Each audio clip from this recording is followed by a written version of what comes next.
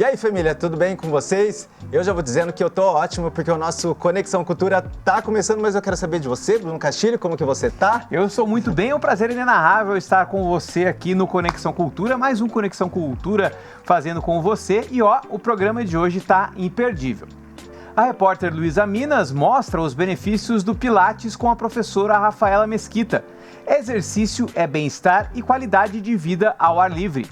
A Fernanda Santos conversou com o ator e influenciador Vitor de Castro sobre a peça Intenso, Meu Retorno de Saturno, que fala de amor, separação e autoconhecimento. No Sessão Pipoca tem cinema brasileiro com O Que É Isso, Companheiro? Um filme que conta um dos episódios mais marcantes durante a luta contra a ditadura militar. Então você já sabe, né? Para tudo o que você estiver fazendo por 30 minutinhos, porque o Conexão Cultura vai começar.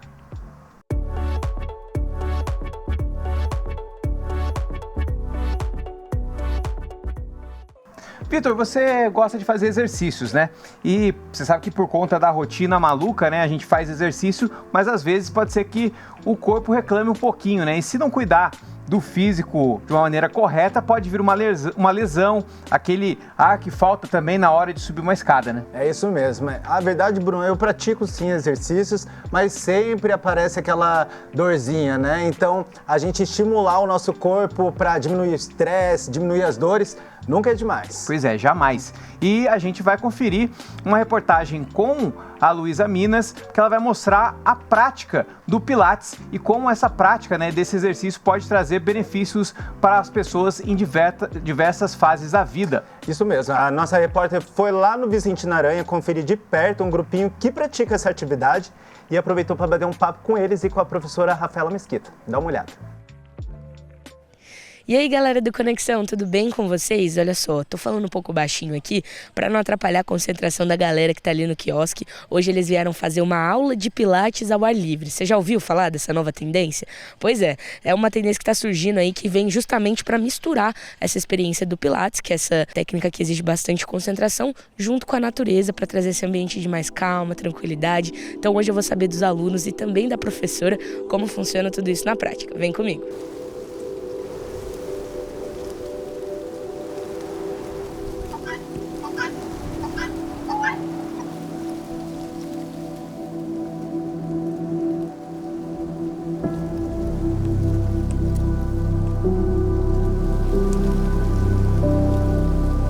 Então, o parque ele tem esse projeto de qualidade de vida, né? E a gente participou de uma parte da licitação e a gente ganhou para estar aqui trazendo o Pilates para o parque, que é uma atividade aberta, diferente de uma atividade fechada, que a gente consegue mostrar o movimento do Pilates para todo mundo e quem que está aqui no parque pode participar, que a gente consegue adaptar a aula para cada um.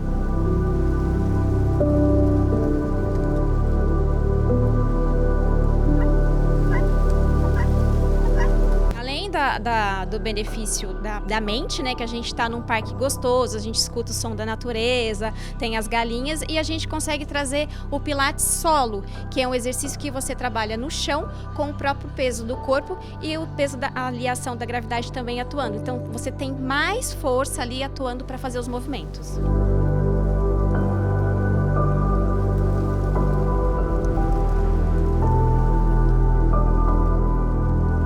Acabamos de fazer aula de Pilates, é uma aula muito bacana, né? A gente está fazendo desde junho aqui com a professora Rafaela e é uma forma da gente aproveitar esse espaço tão bacana que é o parque, né? A gente poder fazer ao ar livre, né? Ainda trabalha a parte respiratória, né? A gente está respirando ar puro, né? Na verdade, assim, eu sempre acompanho a programação aqui do parque, né? Vi que ia ter e a professora veio, eu até estava vindo, né? De umas aulas, de umas sessões de fisioterapia com dores no ombro, até por causa da minha profissão, né? Eu sou dentista e aí acabou, né? Complementando o tratamento de fisioterapia, que eu acho que ela dá bastante aula de bastante movimentos de alongamento, sem forçar, respeitando aí o limite de cada um. Olha, está sendo maravilhoso porque eu adoro natureza. Eu faço ginástica assim no centro comunitário, tudo, ando de bike. Eu já fiz pilates, então isso está sendo muito gratificante. Eu acho que é uma grande ajuda porque, né, às vezes a gente não consegue uma vaga, né? Então aí a prefeitura está oferecendo esses espaços que está ajudando muito, né? Não, é muito bom fazer junto com o professor lá no espaço fechado, mas aqui também é maravilhoso porque, né, é o ar livre, tem a natureza, né, os animais, aí a mente fica mais tranquila, a gente fica relaxada, né?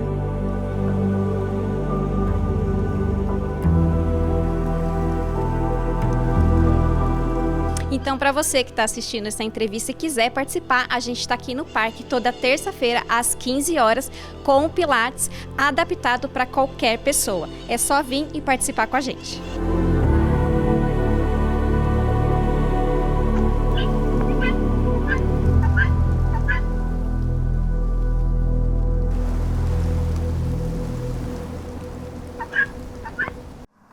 Tá aí, muito bacana a Luísa mostrando um pouquinho mais da prática do Pilates. E você não sai daí que já já tem mais Conexão Cultura aqui na TV Câmara de São José dos Campos. É rapidinho, a gente volta já.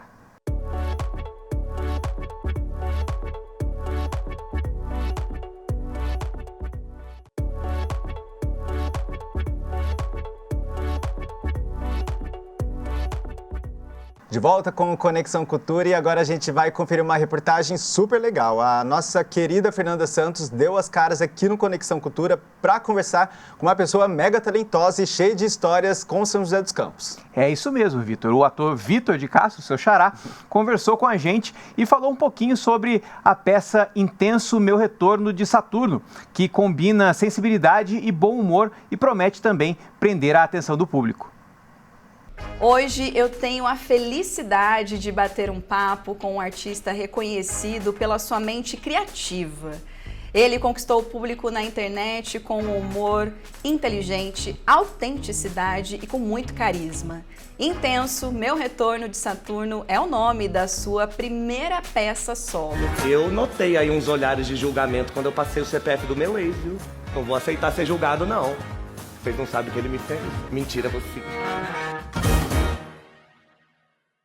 E a nossa cidade foi a primeira cidade do interior de São Paulo a receber esse espetáculo.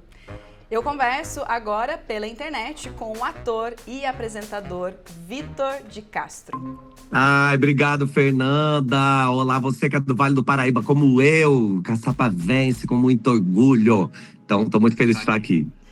Muito obrigada, Vitor. Primeiro de tudo, né, a gente conhece o seu humor leve, né, e divertido através do canal Deboche Astral, através do seu trabalho no MesaCast do BBB. Como é que foi essa transição de criar e protagonizar, né, a peça solo com uma proposta tão íntima, né, e a importância dessa peça para você? Para mim é muito interessante fazer essa volta ao teatro, né? Porque eu saí de Caçapava exatamente para fazer teatro em São Paulo. Então sempre eu cresci, né? Desde criança, ouvindo as pessoas me falarem que São Paulo era esse lugar onde eu devia vir para poder ser ator, para poder fazer teatro. E no meio desse processo, né? Desses 18 anos já que eu tô aqui, a internet se apresentou para mim como uma possibilidade de trabalho, como uma possibilidade de criação, de eu poder colocar a minha arte no mundo, né? E aí, fazendo internet, eu me descobri como apresentador, acabei indo para a Globo para fazer o MesaCast BBB e fazer outros projetos lá de dentro. Então, agora em 2025, eu poder voltar para o teatro, que foi exatamente o ponto de partida, eu tenho achado muito interessante, porque eu volto completamente diferente. E eu acho que também é muito interessante pelo tipo de peça, né, que agora eu estou propondo. Então, é o meu primeiro solo da vida. Eu nunca estive sozinho num palco para fazer teatro, para contar uma história dessa maneira. É também uma história sobre separação, né, sobre divórcio, que é uma história que eu também, infelizmente, também é a minha história, também fui atravessado por isso. Então, eu me sinto muito feliz, assim, de poder retomar a minha carreira como ator no teatro. Eu me sinto muito feliz de poder estar no palco contando essa história. Eu fui em São Paulo assisti-lo e não vou dizer muita coisa aqui, senão não vai dar tempo. Senão eu vou começar a chorar como uma boa canceriana aqui. Meu Deus. Olha, Vitor, queria saber também sobre essa questão dos dilemas muito presentes da comunidade LGBT, né? É importante a gente falar aqui. Como é que foi a recepção desse público, né? A experiência que você teve até agora, né? Como é que tá sendo? Acho muito interessante que Intenso, né, a minha peça, é uma peça que fala sobre amor, ela fala sobre afeto, né? Ela fala sobre essa intensidade dos sentimentos, né? Então, todo mundo que é intenso, você como canceriana deve ser intensa também, todo mundo que é intenso nos sentimentos acaba se reconhecendo. E mesmo quem não é, mas convive com uma pessoa muito intensa, as pessoas, no geral, saem da peça falando isso pra mim. Meu Deus, como eu me reconheci nisso. Olha, me lembrou um ex-namorado, me lembrou fulano, né? A gente conseguiu construir uma história sobre amor e eu tenho a impressão de que o amor é universal. Não conheço o universo todo, mas pelo menos todas as pessoas que já atravessaram a minha vida, o amor, ele sempre está presente nas nossas histórias.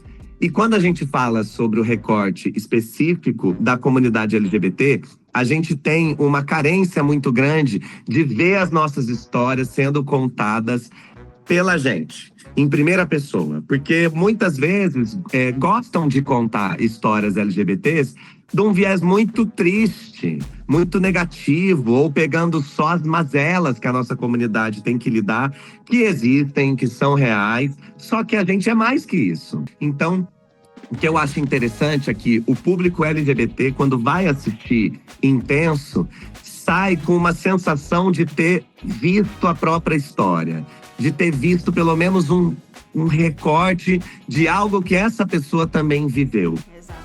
Eu quero saber de você, o que essa primeira peça solo está representando dentro para a sua carreira, já que você passou por tantas experiências magníficas, né? Queria saber de você, como de canceriana para canceriano.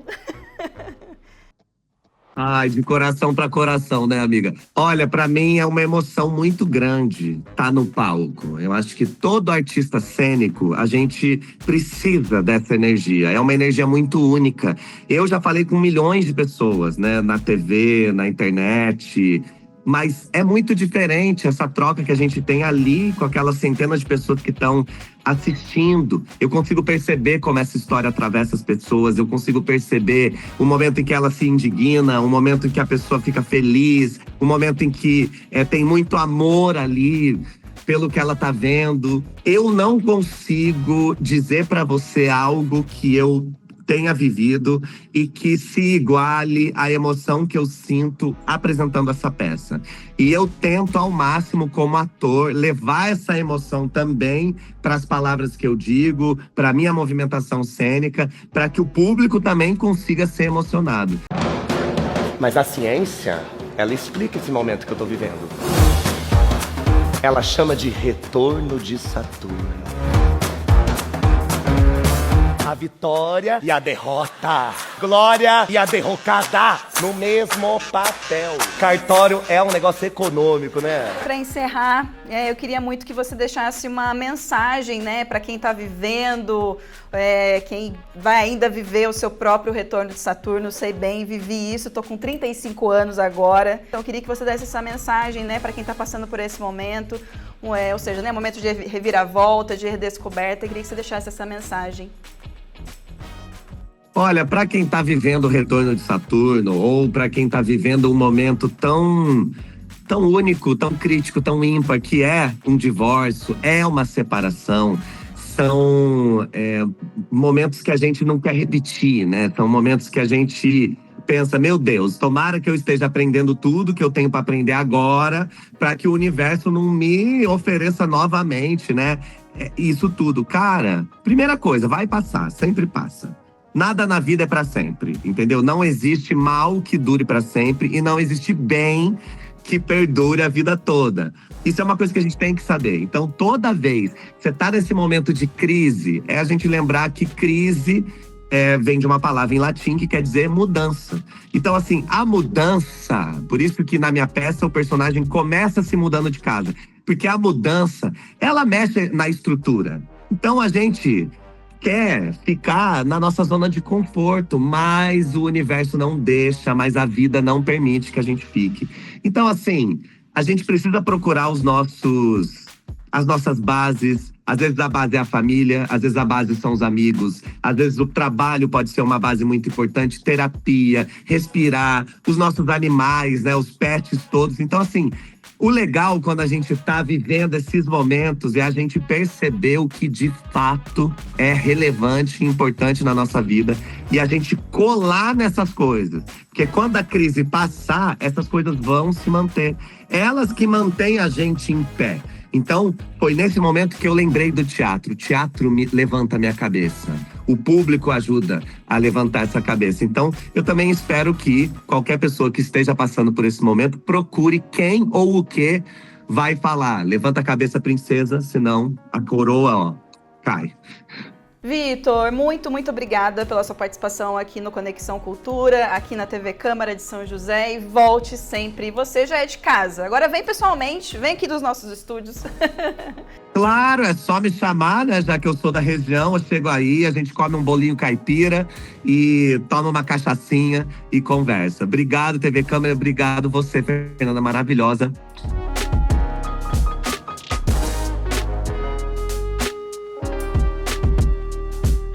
A gente vai fazer mais uma pausinha, mas no próximo bloco tem Sessão Pipoca, tem o quadro Tem na Biblioteca e, lógico, tem mais um tempinho para você passar aqui com a gente. Já, já.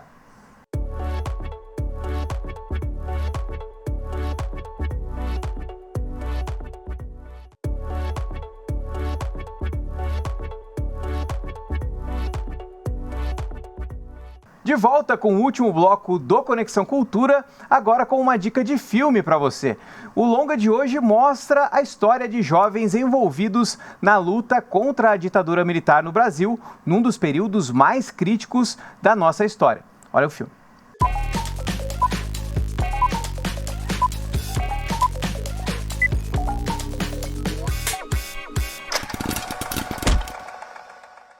Olá pessoal, tudo bem? Hoje no Sessão Pipoca, mais um filme clássico do cinema nacional.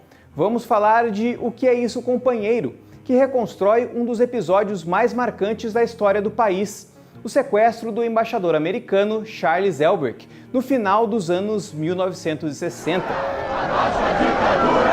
Abaixa a ditadura! Abaixa a ditadura! Abaixa a ditadura! Abaixa a ditadura!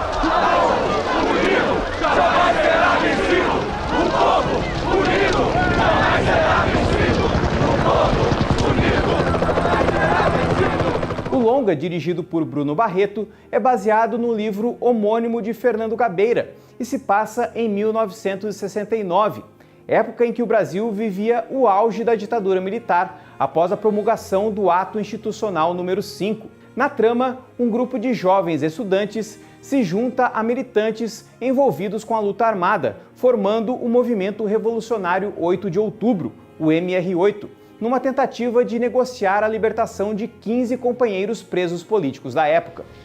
Eu e Fernando vamos pra luta armada. A gente quer saber se você também vai. Você tá brincando? Não. Estamos falando sério. Quantos tiros você já deu na vida, César? Responde. Quantos tiros você já deu? Você já matou algum passarinho? Posso aprender. Você era seminarista. Matar passarinho é pecado. No elenco, o longa tem nomes de peso como Fernanda Torres, Pedro Cardoso, Luiz Fernando Guimarães, Celton Mello e Matheus Nastergalli. O Que É Isso, Companheiro, aliás, chegou a ser indicado ao Oscar de melhor filme estrangeiro em 1998.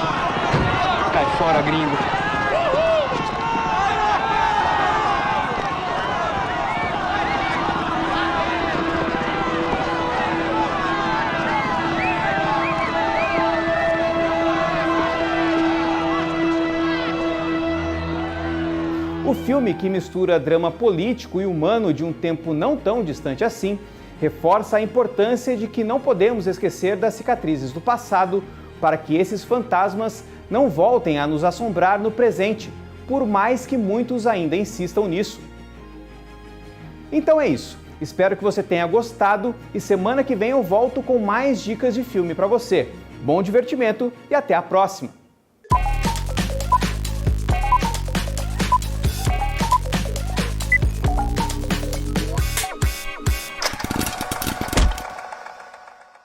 Muito bom, hein, Bruno? É sempre importantíssimo a gente revisitar a nossa história e os clássicos do cinema brasileiro. Agora, Bruno, me conta uma coisa. Quando você era criança, era o tipo daqueles molequinhos que bastava um ventilador e um lençol e já se achava super-herói? Quase isso, né? Eu usava bastante a minha imaginação para brincar, principalmente com os carrinhos. E a nossa história de hoje no Tem na Biblioteca tem tudo a ver com isso. Eu fui até a unidade Jansen Filho, no Campo dos Alemães, conferir mais um clássico verde e amarelo, só que dessa vez da nossa literatura. Meu Pé de Laranja Lima, uma das grandes obras de José Mauro de Vasconcelos, que nos mostra como o carinho, a amizade e o cuidado fazem toda a diferença no crescimento das crianças.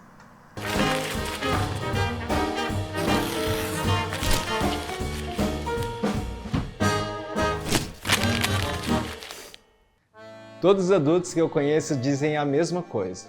A infância é a melhor fase da vida. Ah, se eu pudesse voltar a essa época. Mas e quando uma infância é marcada por dor e sofrimento?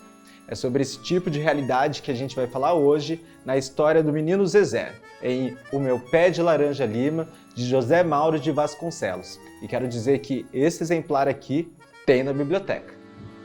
Publicado em 1968, o livro conquistou gerações ao contar a história de Zezé, um garoto de 6 anos que usa a imaginação para lidar com uma vida cheia de dificuldades. Zezé, o nosso protagonista, é um menino levado e inteligente. Ele vive na tradicional família brasileira, grande e sem dinheiro. O que não é tradicional nessa história é que ele mais apanha do que recebe carinho.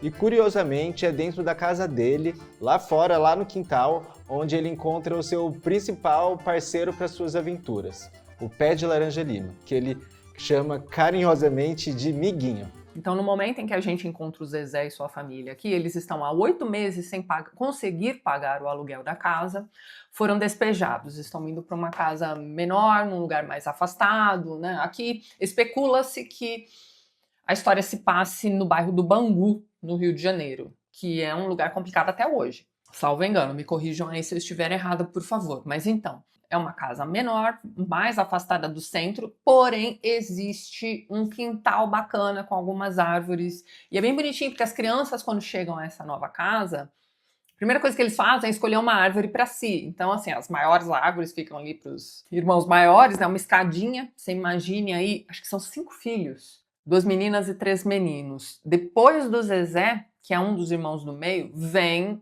o irmãozinho caçula, que é o Luiz, que é a criança mais linda do mundo. E o Zezé cuida muito do Luiz, porque ele vai explicar aqui que na estrutura da família, né, como são muitos filhos, e como a situação está periclitante, o mais velho cuida do próximo da escadinha. Então, o pequenininho é meio que responsabilidade dele. O Miguinho é como um ouvinte. Com ele, Zezé pode conversar e se sentir amado. Poderíamos até pensar que é apenas a forma que uma criança sem irmãos de idade próxima faria para continuar a ser criança. Mas esse não é o caso de Zezé não, que tem 4 irmãos e cuida do mais novo. A verdade é que essa foi a maneira dele continuar a crescer diante de um mundo que parecia cruel demais. E é no meio de tantas ausências que Zezé encontra Portuga, um senhor que ele passa a enxergar e amar como pai. É justamente Portuga que agora passa a ensinar Zezé a entender que a vida pode sim ser bonita no meio de tantas feridas. A relação entre Zezé e Portuga é o coração do livro, o encontro de gerações que transforma a forma como o menino enxerga o mundo. Essa história é tão emocionante, ela não surgiu do nada não, viu? O José Mauro de Vasconcelos, o autor do livro, ele também teve a vida marcada pela dor e pela imaginação. Ele chegou a revelar que escreveu o livro em 12 dias apenas, mas que levou uma vida inteira para juntar todas as emoções que estão dentro dele. José Mauro de Vasconcelos foi um grande sucesso de público nos anos 60 e 70. Sua obra teve papel importante na formação de leitores e foi traduzida para 15 línguas diferentes. Mesmo assim, não teve o reconhecimento que deveria. É um escritor com uma obra tão vasta e que muitas vezes foi reduzido ao livro dele que fez mais sucesso, que é O Meu Pé de Laranja Lima. Talvez ele tenha sido assim uma espécie de patinho feio ou um pouco injustiçado nas qualidades dele como escritor, como homem de cultura. Assim como o personagem Zezé, Zé Mauro nasceu em uma família pobre no Rio de Janeiro, que o enviou para ser criado pelos tios em Natal. Aprendeu a ler sozinho e começou várias faculdades sem terminar nenhuma.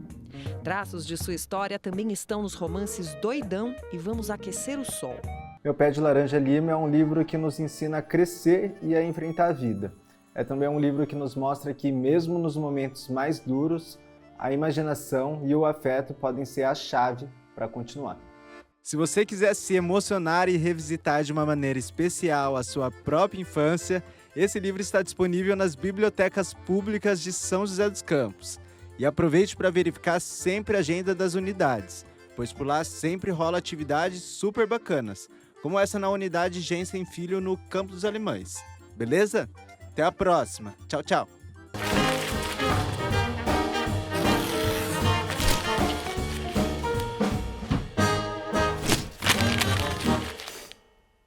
Muito bem, é isso. Mais um programa Conexão Cultura chega ao fim.